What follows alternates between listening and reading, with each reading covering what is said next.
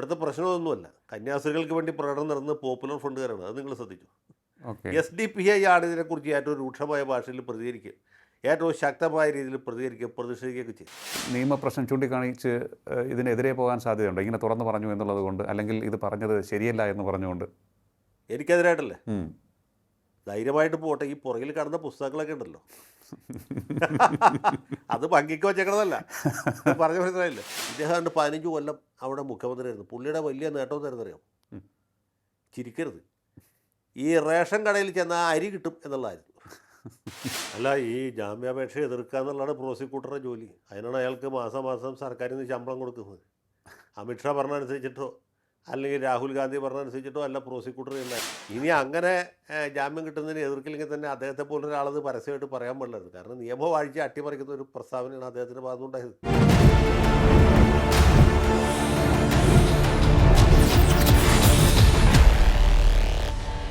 നമസ്കാരം, ടോക്കിംഗ് പോയിന്റിലേക്ക് സ്വാഗതം. ഛത്തീസ്ഗഡിൽ കന്യാസ്ത്രീമാർ അറസ്റ്റിലായ സംഭവം സങ്കീർണമായ തലങ്ങളിലേക്ക് പോവുകയാണോ? ഇത് രാഷ്ട്രീയവും സാമൂഹികവുമായ പല വിഷയങ്ങളിലേക്കും കടന്നു പോവുകയാണ്. പരിശോധിക്കാം ഇതിൻ്റെ ഇൻറ്റൻസിറ്റി എത്രത്തോളം തീവ്രമാണ് എന്ന്. നമ്മോടൊപ്പം ചേരുകയാണ് രാഷ്ട്രീയ നിരീക്ഷകൻ അഡ്വക്കേറ്റ് A. ജയശങ്കർ. നമസ്കാരം സർ, ടോക്കിംഗ് പോയിന്റിലേക്ക് സ്വാഗതം. നമസ്കാരം. ഛത്തീസ്ഗഡിൽ കന്യാസ്ത്രീമാർ അറസ്റ്റ് ചെയ്യപ്പെട്ടതിന് പിന്നാലെ കേരളത്തിലൊക്കെ വലിയ കോലാഹലമാണ്, വലിയ ചർച്ചകളും വിവാദവും ഒക്കെ തന്നെ ഉയർന്നു വന്നിട്ടുണ്ട്. ഇതുമായി ബന്ധപ്പെട്ട വിഷയം കോടതിയുടെ പരിഗണനയിൽ അവരുടെ ജാമ്യാപേക്ഷ നിൽക്കുകയാണ്. അടുത്ത ദിവസത്തേക്ക് അതിൽ തീർപ്പ് കൽപ്പിക്കാനായി മാറ്റിയെന്നാണ് അറിയുന്നത്. ഈ വിഷയത്തെ എങ്ങനെയാണ് അങ്ങ് കാണുന്നത്?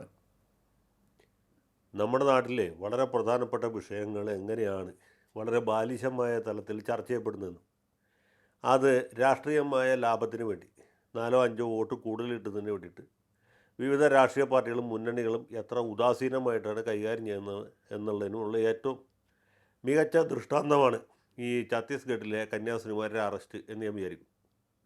ഞാനിത് വെറുതെ പറയുന്നതല്ല. ഇതിൽ ഭരണഘടനാപരമായിട്ടുള്ള വിഷയങ്ങളുണ്ട്, നിയമപരമായിട്ടുള്ള കാര്യങ്ങളുണ്ട്, രാഷ്ട്രീയമായിട്ടുള്ള ചില അടിയൊഴുക്കുകളുണ്ട്. ഇതിനേക്കാളൊക്കെ ഉപരി പൊള്ളുന്ന ചില ജീവിത യാഥാർത്ഥ്യങ്ങളും സാമൂഹ്യ പ്രശ്നങ്ങളുമുണ്ട്.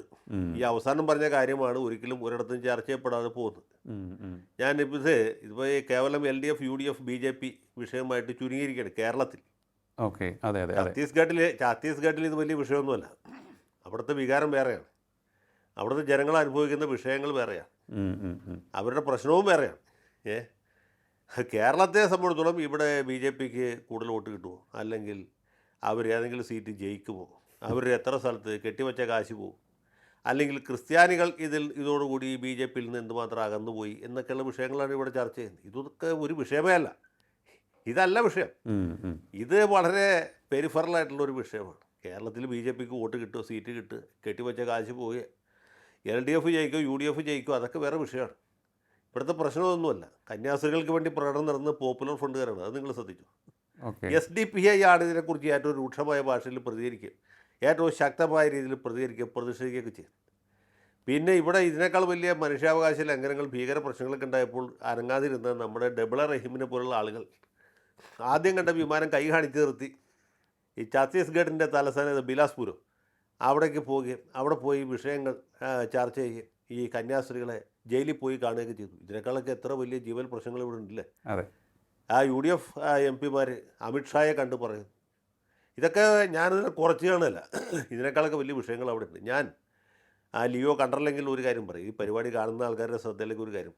ഇവിടെ നിഷ്പക്ഷമായ പത്രപ്രവർത്തനത്തിന് പ്രസിദ്ധമായ അല്ലെങ്കിൽ ഒരു ഇടതുപക്ഷ ആഭിമുഖ്യം പുലർത്തുന്ന ഏക ഇംഗ്ലീഷ് പത്രം ഹിന്ദുവാണ് എന്നറിയാലോ. ദ ഹിന്ദു പത്രത്തിൻ്റെ ജൂലൈ 30 ഈ കഴിഞ്ഞ ബുധനാഴ്ചത്തെ ഹിന്ദു പത്രത്തിൻ്റെ എഡിറ്റോറിയൽ പേജിലേക്ക് ഞാൻ നിങ്ങളുടെ ശ്രദ്ധ ക്ഷണിക്കാം. അതിൽ ഒരു ലേഖനം വന്നിട്ടുണ്ട്. ഇത് ഭുവൻ റിബു എന്ന് പറഞ്ഞ ഒരു ചൈൽഡ് റൈറ്റ് ആക്ടിവിസ്റ്റ് എഴുതിയ ലേഖനമാണ്. അദ്ദേഹത്തിന് ഈ കന്യാസ്ത്രീകളുടെ കാര്യമൊന്നും അറിയില്ല. അതിനു മുമ്പ് എഴുതിയതാണ്. അത് ഹിന്ദു പത്രാധിപൻ വായിച്ചു നോക്കി ബോധ്യപ്പെട്ട് പത്രത്തിൽ പ്രസിദ്ധീകരിച്ചപ്പോഴത്തേക്കും ഈ വിഷയം കത്തി എന്ന് മാത്രമേ ഉള്ളൂ. ഇതിനെക്കുറിച്ച് അവിടെ ഒന്നും പറഞ്ഞിട്ടില്ല. ആ ലേഖനത്തിൽ പറയുന്നത്, ആ ലേഖനം തുടങ്ങുന്നത് തന്നെ ഈ ഛത്തീസ്ഗഡിൽ നിന്ന് വീട്ടുകാരുടെ അനുവാദത്തോടുകൂടി ഒരാൾ കടത്തിക്കൊണ്ടുപോയ 14 വയസ്സുള്ള ഒരു പെൺകുട്ടിയെക്കുറിച്ചാണ്. ആ പെൺകുട്ടിക്ക് വലിയ വാഗ്ദാനങ്ങൾ കൊടുക്കുന്നു. ഇവളെ വലിയ നർത്തകിയാക്കാം, ഇവളെ സിനിമാ നടിയാക്കാം എന്നൊക്കെ വാഗ്ദാനം ചെയ്ത് ഒരു പെൺകുട്ടിയെ വീട്ടിൽ നിന്ന് കൂട്ടിക്കൊണ്ടുപോയി. പിന്നീട് നമുക്ക് സങ്കല്പിക്കാവുന്ന രീതിയിൽ തന്നെ മറ്റു കാര്യങ്ങൾ നടക്കുന്നു. ആ പെൺകുട്ടി ക്രൂരമായ ബലാത്സംഗത്തിനും പീഡനത്തിനും ഇരയാക്കുന്നു. പിന്നീട് അവളെ പോലീസ് കണ്ടെടുത്ത് വീട്ടുകാരെ ഏൽപ്പിക്കുമ്പോഴത്തേക്കും വീട്ടിൽ നിന്ന് പോയ കുട്ടിയല്ല, തികച്ചും വ്യത്യസ്തയായ ഒരു കുട്ടിയാണ് തിരിച്ചു വരുന്നത്. അങ്ങനെയാണ് ഈ ലേഖനം ആരംഭിക്കുന്നത്. തുടർന്ന് ആ ലേഖകൻ ചെറിയ ആളൊന്നുമല്ല, അദ്ദേഹം കണക്ക് കൊടുക്കുന്നുണ്ട്. എത്ര കുട്ടികളാണ്, എത്ര സ്ത്രീകളാണ് വീടുകളിൽ നിന്നും മിസ്സാവുന്നത്, എങ്ങനെയാണ് അവരെ പ്രലോഭിപ്പിച്ച് അവരെ വശീകരിച്ച് വീട്ടിൽ നിന്ന് കടത്തിക്കൊണ്ടുപോകുന്നത്, രക്ഷകർത്താക്കളുടെ കയ്യിൽ നിന്ന് മോചിപ്പിച്ച് കൊണ്ടുപോകുന്നത്, പ്രണയം നടിച്ച് കൊണ്ടുപോകുന്നത്, വിവാഹ വാഗ്ദാനം നടത്തി കൊണ്ടുപോകുന്നു, മറ്റ് ജോലികൾ വാഗ്ദാനം ചെയ്ത് കടത്തിക്കൊണ്ടുപോകുന്നു. പിന്നീട് എന്തൊക്കെ ദുരനുഭവങ്ങളാണ് അവർക്കുണ്ടാകുന്നത്. അത് ആ മേഖലയിൽ പൊതുവെ ഉത്തർപ്രദേശിൻ്റെ ചില ഭാഗങ്ങൾ, ബീഹാർ, ഛത്തീസ്ഗഡ്, ജാർഖണ്ഡ്, ഒഡീഷ, വെസ്റ്റ് ബംഗാൾ, ആ പ്രദേശത്തെക്കുറിച്ചാണ് ഈ ലേഖനം ആ ഭാഗത്തുള്ള ആളാണ്. അവിടെ നിന്നൊക്കെ എങ്ങനെയാണ് സ്ത്രീകളെ കടത്തിക്കൊണ്ടുപോകുന്നത്, ഇവരുടെ ഇതിൻ്റെ പരിണാമം എന്താണ്, ഈ വിഷയമാണ് അദ്ദേഹം ചർച്ച ചെയ്യുന്നത്. അപ്പോൾ അത് വായിച്ചാൽ ഇവിടെ നടക്കുന്ന ഈ കോൺട്രവേഴ്സിയോട് ചേർത്ത് വായിച്ചാൽ കാര്യം വളരെ വ്യക്തമാണ്. ഈ ഭാഗത്തൊക്കെ ആളുകളുടെ പരമദാരിദ്ര്യത്തിലാണ് കഴിയുന്നത്. അതിൽ തന്നെ വലിയൊരു വിഭാഗം ആദിവാസികളാണ്. ഈ ബസ്തർ എന്ന് പറയുന്നത് ഛത്തീസ്ഗഡിലാണ്. ഛത്തീസ്ഗഡ് സംസ്ഥാനം രൂപീകരിച്ച തന്നെ ഈ പാവപ്പെട്ട ആദിവാസികളുടെ ക്ഷേമത്തിനും ഉന്നമനത്തിനും അവരുടെ വികസനത്തിനും വേണ്ടിയിട്ടാണ്. അതിനോട് തൊട്ട് കിടക്കുന്ന മറ്റൊരു സംസ്ഥാനമാണ് ജാർഖണ്ഡ് പഴയ ബീഹാറിൻ്റെ ഭാഗമായിരുന്നു. ആ ബീഹാറിനെ വിഭജിച്ച് ജാർഖണ്ഡ് ഉണ്ടാക്കി. അതും ആദിവാസി മേഖലയാണ്. ഇതിനോട് ചേർന്ന് കിടക്കുന്ന ഒരു പ്രദേശമാണ് ഒറീസയിലെ ഈ മയൂർഭഞ്ച് അടക്കമുള്ള ആദിവാസി മേഖല. മറ്റൊരു വശമാണ് പലാമു ഫോറസ്റ്റിനൊക്കെ ഉൾപ്പെടുന്ന വെസ്റ്റ് ബംഗാൾ. ഈ ഭാഗത്ത് പൊതുവായിട്ടുള്ളത് ദാരിദ്ര്യമാണ്, വികസന രാഹിത്യമാണ്, വലിയ പ്രശ്നങ്ങളാണ്. അവിടുത്തെ മനുഷ്യരുടെ ജീവിതം വലിയ കഷ്ടമാണ്. അങ്ങനെയുള്ള ആളുകൾ, അതിൽ കുറേ ആളുകൾ നേരത്തെ തന്നെ ക്രിസ്തു മതത്തിലേക്ക് പരിവർത്തനം ചെയ്യപ്പെട്ടിട്ടുണ്ട്. ആദിവാസി മേഖലയിൽ മതപരിവർത്തനം വളരെ വ്യാപകമാണ്. ബ്രിട്ടീഷുകാരുടെ കാലം മുതൽക്കേ ഉണ്ട്. പെന്തുകോസ്ത്, അതായത് പ്രൊട്ടസ്റ്റൻ്റ് മിഷണറിമാരും കാത്തോലിക്ക മിഷണറിമാരും വളരെ അത്യധ്വാനം ചെയ്ത് അവിടെയുള്ള ആളുകളൊക്കെ സ്വർഗ്ഗരാജ്യത്തിലേക്ക് കൊണ്ടുപോയിക്കൊണ്ടിരിക്കുകയാണ്. കുറേ പേരൊക്കെ ഇപ്പോൾ സ്വർഗ്ഗരാജ്യത്തിൽ എത്തിക്കഴിഞ്ഞു. ഇപ്പോൾ എൻ്റെ വീട്ടിൽ പറമ്പ് കളയ്ക്കാൻ വന്ന ആൾക്കാർ ഈ ജാർഖണ്ഡിൽ നിന്നുള്ള ആദിവാസികളാണ്. അവിടെ ജീവിക്കാൻ ഒരു മാർഗ്ഗമില്ലാണ്ടാണ് ഈ ആലുവയിൽ ദേശത്ത് വന്ന് പറമ്പ് കളയ്ക്കുന്നത്. മനസ്സിലായില്ല, അവർക്ക് വേറൊരു ജോലി അറിയില്ല. നല്ല ആരോഗ്യമുള്ള ചെറുപ്പക്കാരാണ്, നന്നായിട്ട് ജോലി എടുക്കും, കൂലിയും താരതമ്യേന കുറവാണ്. ഈ പാവങ്ങൾ ആദിവാസികൾ ക്രിസ്തുമതം സ്വീകരിച്ച ആളുകളാണ്. ഇപ്പോഴും അവർക്ക് പറമ്പ് കളയ്ക്കാന്നുള്ള ഉദ്യോഗം മാത്രമേ ഉള്ളൂ എന്നാലോചിക്കണം. ഞാൻ പറഞ്ഞത് ഇതാണ് ട്രൈബൽ ബെൽറ്റിൽ പൊതുവേ നടക്കുന്നത്. ഇത് പുരുഷന്മാരുടെ കാര്യമാണ്. സ്ത്രീകളുടെ കാര്യം നമുക്ക് കുറച്ചുകൂടി മോശമാണ് എന്ന് ഊഹിക്കാം. ഇനി ഞാൻ വേറൊരു കാര്യം പറയാം. നമ്മുടെ NS മാധവൻ്റെ പ്രസിദ്ധമായ ഹിഗുറ്റ എന്ന കഥ വായിച്ചിട്ടില്ല? അതെ അതെ. ആ കഥയിൽ ഇതുപോലെയാണ്. ജാർഖണ്ഡ് ഭാഗത്ത് നിന്നുള്ളൊരു പെൺകുട്ടി, അത് ജാർഖണ്ഡ് രൂപീകരിക്കുന്നതിന് മുമ്പാണ്. ഒരു പെൺകുട്ടിയെ ഇതുപോലെ ഒരാൾ കടത്തിക്കൊണ്ടുപോയി ബുദ്ധിമുട്ടിക്കുന്നു. ഒരു അച്ഛൻ ഇടപെട്ടാണ് ആ കുട്ടിയെ ഈ ഗുണ്ടയിൽ നിന്ന് രക്ഷിക്കുന്നത്. അപ്പോൾ ഇങ്ങനെയൊക്കെയുള്ള സംഭവങ്ങൾ, ഇത് NS മാധവൻ വളരെ കാലം ബീഹാറിൽ ജോലി ചെയ്തതാണ്. അന്ന് ജാർഖണ്ഡ് വരെ മുമ്പ് ബീഹാറാണ്. അപ്പോൾ ഇതൊക്കെ അത് വെറും ഒരു കഥയല്ല, അതിൽ വലിയൊരു ജീവിത യാഥാർത്ഥ്യമുണ്ട്. ഇപ്പോൾ ഈ ഹിന്ദുവിൽ വന്ന ലേഖനമാണെങ്കിലും ഇതിൽ വലിയൊരു പ്രശ്നം എന്ന് വെച്ചാൽ ആളുകളുടെ ദാരിദ്ര്യമാണ്, അവരുടെ പിന്നാക്കാവസ്ഥയാണ്. ആദിവാസികൾ പ്രത്യേകിച്ചും ഇവരെ രക്ഷിക്കാനായിട്ട് നമ്മുടെ സർക്കാർ, കേന്ദ്ര സർക്കാർ, സംസ്ഥാന സർക്കാരുകളൊക്കെ കോടാനുകോടി രൂപ ഓരോ കൊല്ലം ചിലവഴിക്കുന്നുണ്ട്. ശരിയാണ്. ഇതൊക്കെ ബന്ധപ്പെട്ട ആളുകളുടെ പോക്കറ്റിൽ പോകുന്നു എന്നല്ലാണ്ട് ഈ പാവങ്ങൾക്ക് ഇതൊന്നും അനുഭവവേദ്യമാകുന്നില്ല. ഇതാണ് ശരിക്കുള്ള സോഷ്യൽ ഇഷ്യൂ. അത് മറന്നിട്ട് ഇവിടെ ചില ആളുകൾ ക്രിസ്ത്യാനികളുടെ അവകാശങ്ങൾ ലംഘിച്ചു. ഭരണഘടനയുടെ 25-ാം അനുച്ഛേദം, 26-ാം അനുച്ഛേദം, ഏത് മതത്തിൽ വിശ്വസിക്കാനും വിശ്വസിക്കാതിരിക്കാനുള്ള സ്വാതന്ത്ര്യം എന്നൊക്കെ പറഞ്ഞ് ഒച്ചമേളം ഉണ്ടാക്കുകയാണ്. ഇതല്ല വിഷയം. ഇവരെ അനുഭവിക്കുന്ന ചൂഷണം, മതം മാറാനുള്ള സ്വാതന്ത്ര്യം ഭരണഘടനയിലുണ്ട്. ഞാൻ അതിനെ അംഗീകരിക്കുന്നു. നമുക്ക് എല്ലാവർക്കും അറിവുള്ള കാര്യമാണ്. ഇന്ത്യയാണ് ലോകത്ത് തന്നെ ഏറ്റവും അധികം മനസാക്ഷി സ്വാതന്ത്ര്യം, അതായത് മതസ്വാതന്ത്ര്യം അനുഭവിച്ചിട്ടുള്ള രാജ്യം. ഒരു മതത്തിലും വിശ്വസിക്കാതെയും ഇഷ്ടമുള്ള മതത്തിൽ വിശ്വസിച്ചും ജീവിക്കാം. എനിക്ക് ഇന്ന് വേണമെങ്കിൽ ഹിന്ദു മതം ഉപേക്ഷിച്ച് ക്രിസ്തു മതത്തിലോ ഇസ്ലാം മതത്തിലോ പാഴ്സി മതത്തിലോ യഹൂദ മതത്തിലോ ചേരാം, ഒരു തടസ്സമില്ല. യഹൂദന്മാരോ പാഴ്സികളോ എൻ്റെ മതത്തിൽ എടുക്കുമെന്നറിയില്ല. എടുക്കുകയാണെങ്കിൽ ചേരാം, എടുത്തില്ലെങ്കിൽ ഒന്നും ചെയ്യാൻ പറ്റില്ല. ഏത് മതവും സ്വീകരിക്കാനുള്ള അവകാശമുണ്ട്, മതം മാറാനുള്ള അവകാശമുണ്ട്, പക്ഷെ മതം മാറ്റാനുള്ള അവകാശമില്ല. ഇത് രണ്ടാണ്. ഓക്കെ. ഇപ്പോൾ ഞാൻ എൻ്റെ പണം ഉപയോഗിച്ച് അല്ലെങ്കിൽ മറ്റ് സ്വാധീനം ഉപയോഗിച്ച് ലിയോ രാധാകൃഷ്ണനെ വേറൊരു മതത്തിലേക്ക് മാറ്റാൻ ശ്രമിക്കുകയാണെങ്കിൽ അത് തെറ്റാണ്. അതിനുള്ള സ്വാതന്ത്ര്യമില്ല. ഇത് പലപ്പോഴും ആളുകൾക്ക് അറിയാൻ പാടില്ലാത്തൊരു കാര്യമാണ്, അല്ലെങ്കിൽ പലപ്പോഴും തെറ്റിദ്ധരിച്ചിട്ടുള്ള കാര്യമാണ്. ഏത് മതത്തിൽ വിശ്വസിക്കാനും അല്ലെങ്കിൽ മതാചാരങ്ങൾ അനുഷ്ഠിക്കാനും മതം പ്രചരിപ്പിക്കാനുള്ള സ്വാതന്ത്ര്യമുണ്ട്. മതം പ്രചരണത്തിനുള്ള അവകാശം എന്ന് പറഞ്ഞാൽ മതം പ്രചരിപ്പിക്കാൻ മാത്രമല്ല അവകാശമുള്ളൂ, നേരെ മറിച്ച് മതം മാറ്റാനുള്ള അവകാശമില്ല. ഓക്കെ. അങ്ങനെ ഇത് വ്യാപകമായിട്ട് നടക്കുന്നു എന്ന ഒരു തോന്നൽ പൊതുവേ രാഷ്ട്രീയ പാർട്ടികൾക്കുണ്ടായിരുന്നു, പ്രത്യേകിച്ച് ഹിന്ദുത്വവാദികളായിട്ടുള്ള നമ്മുടെ ജനസംഘം പോലുള്ള പാർട്ടികൾക്കുണ്ട്. ജനസംഘക്കാർക്ക് മാത്രമല്ല, കോൺഗ്രസ് ഒഴികെ ബാക്കി എല്ലാ പാർട്ടിക്കാർക്കും ഇങ്ങനൊരു അഭിപ്രായം ഉണ്ടായിരുന്നു. കോൺഗ്രസ്സുകാർക്കും അഭിപ്രായം ഉണ്ടായിരുന്നു, പക്ഷേ അവരത് പുറത്ത് പറഞ്ഞിരുന്നില്ല എന്ന് മാത്രം. 1967 ആദ്യമായിട്ട് ഈ മതപരിവർത്തനം തടയുന്നതിനുള്ളൊരു നിയമം ഉണ്ടായി. ആ നിയമത്തിൻ്റെ പേര് തന്നെ മതസ്വാതന്ത്ര്യ നിയമം എന്നായിരുന്നു. അതാണ് തമാശ. മതസ്വാതന്ത്ര്യ നിയമം ആദ്യം പാസ്സാവുന്നത് ഒഡീഷയിലാണ്. ഓക്കെ. കാരണം അന്ന് ഒറീസ എന്നാണ് പറഞ്ഞത്. ഈ ഒറീസയിൽ ഈ രീതിയിലുള്ള മതപരിവർത്തനം വളരെ വ്യാപകമായിട്ട് നടക്കുന്നു എന്ന് തോന്നിയപ്പോൾ ഈ പാവപ്പെട്ട ആദിവാസികളെ പ്രലോഭിപ്പിച്ചും മറ്റു തരത്തിൽ വശീകരിച്ചും പണം കൊടുത്തും ഒക്കെ മതം മാറ്റുന്നു എന്ന വ്യാപകമായ പരാതി വന്നപ്പോഴാണ് ഈ നിയമം പാസ്സാക്കിയത്. 1967. അന്ന് അവിടെ ജനസംഘം എന്ന് പറഞ്ഞ പാർട്ടി തന്നെ ഇല്ല. എവിടെ? ഒറീസയിൽ ആദ്യമായിട്ടൊരു നോൺ കോൺഗ്രസ് ഗവൺമെൻറ് വന്ന സമയമാണ്. പിന്നീട് വന്നത് മധ്യപ്രദേശിലാണ്. ആ വർഷം തന്നെ മധ്യപ്രദേശിൽ വന്നു. ഇതിൻ്റെ ഭരണഘടനാ സാധുത സുപ്രീം കോടതിയിൽ ചോദ്യം ചെയ്യപ്പെട്ടു. ഒരു ഫാദർ സ്റ്റാൻസ്ലാവോസ് എന്ന് പറഞ്ഞ വൈദികനാണ്. അയാൾ ഇതുപോലൊരു കേസിൽ പ്രതിയായി. ഈ ആദിവാസികളെ ഉടനോടെ സ്വർഗത്തിൽ കൊണ്ടുപോകാന്ന് പറഞ്ഞ് മതം മാറ്റിയപ്പോൾ ഇയാളുടെ പേരിൽ പോലീസ് കേസ് ചാർജ് ചെയ്തു. കേസിനെതിരെ അയാൾ സുപ്രീം കോടതിയിൽ പോയി. എനിക്ക് മതം മാറ്റാനുള്ള സ്വാതന്ത്ര്യമുണ്ട്, ഇന്ത്യൻ ഭരണഘടനയുടെ 25 അനുച്ഛേദം പ്രകാരം മതം പ്രചരിപ്പിക്കാനുള്ള അവകാശമുണ്ട്. മതം പ്രചരിപ്പിക്കാന്ന് വെച്ചാൽ മറ്റുള്ള ആളുകളെ വശീകരിച്ച് മതം മാറ്റാനുള്ള അവകാശം കൂടി അതിൽ പെട്ടതാണെന്നാണ് ഈ പാതിരി വാദിച്ചത്. പക്ഷേ സുപ്രീം കോടതി സമ്മതിച്ചില്ല. സുപ്രീം കോടതി പറഞ്ഞാൽ അത് ശരിയല്ല, മതം മാറാനുള്ള സ്വാതന്ത്ര്യവും മതം മാറ്റാനുള്ള സ്വാതന്ത്ര്യവും രണ്ടാണ്. താങ്കൾക്ക് ആ സ്വാതന്ത്ര്യം ഇല്ല, അത്രയ്ക്ക് നമ്മുടെ രാജ്യത്ത് ഭരണഘടന വികസിച്ചിട്ടില്ല എന്ന് പറഞ്ഞ് ഹർജി തള്ളുകയാണ് ചെയ്തത്. ഞാൻ പറഞ്ഞത് സുപ്രീം കോടതിയുടെ അഭിപ്രായം, എൻ്റെ അഭിപ്രായം മാത്രമല്ല. അപ്പോൾ ഈ രീതിയിലുള്ള മതപരിവർത്തനം നടക്കുന്നു എന്നുള്ളത് കൊണ്ട് മറ്റ് പല സംസ്ഥാനങ്ങളും ഇതുപോലുള്ള നിയമങ്ങളുണ്ടാക്കി. മധ്യപ്രദേശിലുണ്ടാക്കി. ഈ സമീപകാലത്ത് പ്രത്യേകിച്ച് BJP അധികാരത്തിൽ വന്നതിന് ശേഷം കർണാടകത്തിലും വരെ ഉണ്ടാക്കി. ഈ മതപരിവർത്തനം വ്യാപകമായിട്ട് ഇപ്പോഴും നടക്കുന്നുണ്ട്. ഈ നിയമമൊക്കെ നോക്കൂത്തിയായിട്ട് നിൽക്കുകയാണ്. അത് തന്നെ കോൺഗ്രസ് സർക്കാർ വരുന്ന സമയത്ത് വ്യാപകമായിട്ട് നടക്കും. കാരണം കോൺഗ്രസ്സുകാർ എപ്പോഴും ഇവരോട് വളരെ മൃദു സമീപനം പുലർത്തുന്നവരാണ്. ഇന്ദിരാഗാന്ധിയുടെ സമയത്തും അതെ, സോണിയാഗാന്ധി, രാഹുൽ ഗാന്ധിയുടെ കാലത്തും അതിന് മാറ്റമൊന്നുമില്ല. നേരെ മറിച്ച് പ്രതിപക്ഷ സർക്കാരുകൾ, അത് BJP പോലുള്ള പാർട്ടികൾ അല്ലെങ്കിൽ ജനതാദൾ വരുമ്പോഴാണ് നിയമം കുറച്ചൊക്കെ കർക്കശമായിട്ട് പാലിക്കാൻ ശ്രമിക്കുക.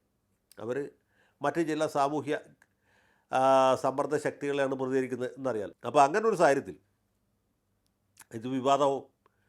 ഇത് ചില സന്ദർഭങ്ങളിൽ പ്രത്യേകിച്ച് ഇപ്പോൾ ഈ RSS ഒക്കെ ഈ വനവാസി മേഖലകളിൽ, ഇവർ വനവാസി എന്ന് പറയും, ആദിവാസി എന്നുള്ള വാക്ക് BJPക്കാരുടെ നിഘണ്ടുവിലില്ല. അവർക്ക് അവരുടെ വേറെ നിഘണ്ടുണ്ട്. ഒരു BJPക്കാരന് ഇന്ത്യ എന്ന വാക്ക് പറയില്ല, അത് ശ്രദ്ധിച്ചിട്ടുണ്ട്. അവർ ഭാരതം എന്നേ പറയും.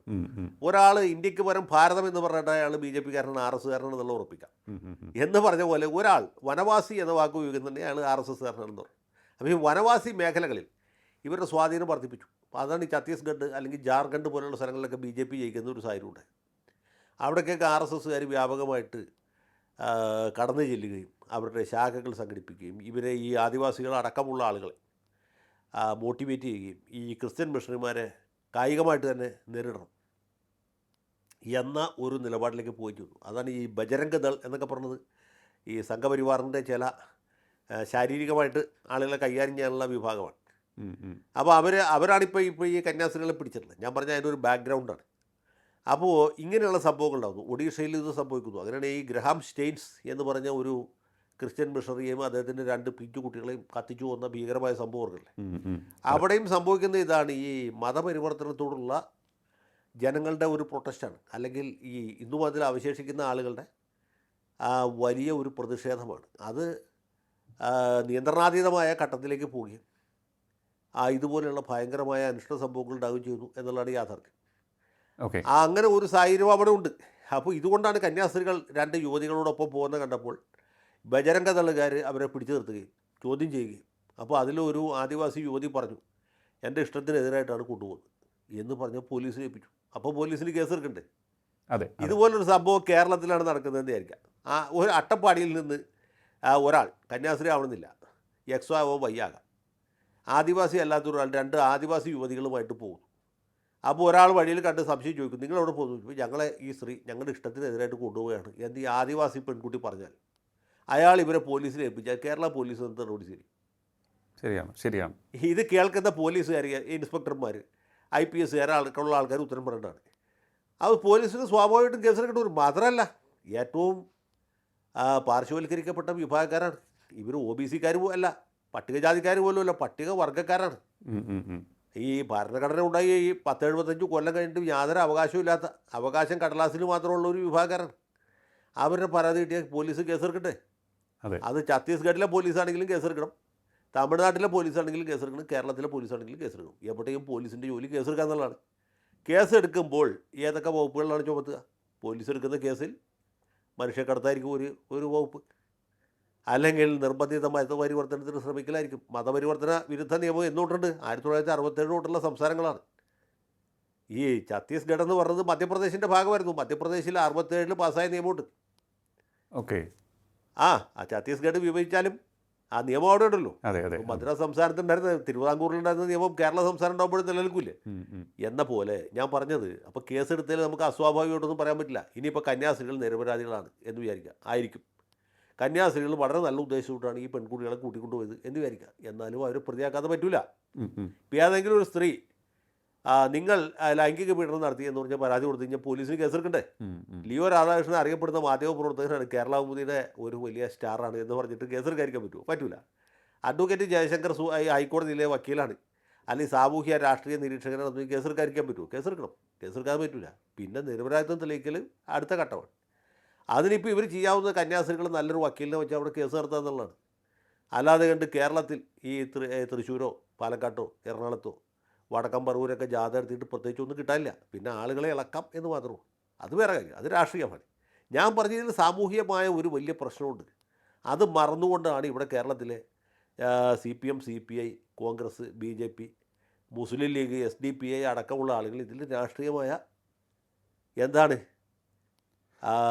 ചൂഷണത്തിന് ആളുകളെ ഇളക്കി അവരുടെ വികാരങ്ങൾ ആളിക്കത്തിച്ച് മുതലെടുപ്പ് നടത്താൻ ശ്രമിക്കുന്നതിന് കൃത്യമായിട്ടുള്ള വാക്ക് മുതലെടുപ്പെന്നാണ്. ഈ ജാർഖണ്ഡിലെ അല്ലെങ്കിൽ ഛത്തീസ്ഗഡിലെ അല്ലെങ്കിൽ ഒഡീഷയിലെ വെസ്റ്റ് ബംഗാളിലെ പലാമു ഭാഗത്തേക്കുള്ള ആദിവാസികളുടെ ജീവിതത്തെക്കുറിച്ച് ഇവർക്ക് യാതൊരു ധാരണയില്ല. ഇനി ധാരണ ഉണ്ടെങ്കിൽ തന്നെ അവർ ജനങ്ങളെ തെറ്റിദ്ധരിപ്പിച്ച് ഇതിൽ നിന്ന് 10 വോട്ട് അടിക്കാനുള്ള ശ്രമമാണ് നടത്തിക്കൊണ്ടിരിക്കുന്നത്. മനസ്സിലായി? ഇപ്പോൾ BJPക്കാർ എന്തുകൊണ്ടാണ് ദ്രൗപദി മുർമുവിനെ ഇവിടെ പ്രസിഡൻ്റാക്കിയത്? അവരെക്കാൾ യോഗ്യതയുള്ള വേറെ ആരും ഇല്ലാത്തതുകൊണ്ടാണോ? അല്ല. ആ ഭാഗത്തു നിന്നുള്ള ഒരു ട്രൈബൽ ലേഡിയെ ഇന്ത്യൻ പ്രസിഡൻ്റാക്കിയാൽ ആ പേരും പറഞ്ഞ് ഇതാ കണ്ടോ നമ്മൾ മുർമുവിനെ ഇന്ത്യൻ പ്രസിഡൻ്റാക്കി, രാഷ്ട്രപതിയാക്കി, അതുകൊണ്ട് പട്ടിക സമുദായക്കാർ, പട്ടികവർഗ്ഗക്കാർ വരുവിൻ, സംഘടിക്കുവിൻ, ഞങ്ങൾക്ക് വോട്ട് ചെയ്യുവിൻ എന്നാണ് ഈ പറഞ്ഞതിൻ്റെ അർത്ഥം. അതിൻ്റെ സിമ്പിളായിട്ടുള്ള ലോജിക്ക് അതാണ്. ഇങ്ങനെയൊക്കെയുള്ള സംഗതിയുണ്ട്. കോടാനുകോടിയുടെ അഴിമതിയാണ് രാജ്യത്ത് തന്നെ. ഈ ഖനികളൊക്കെ ധാരാളമുണ്ട്, ധാതു സമ്പത്ത് ധാരാളമുള്ള മേഖലയാണ്.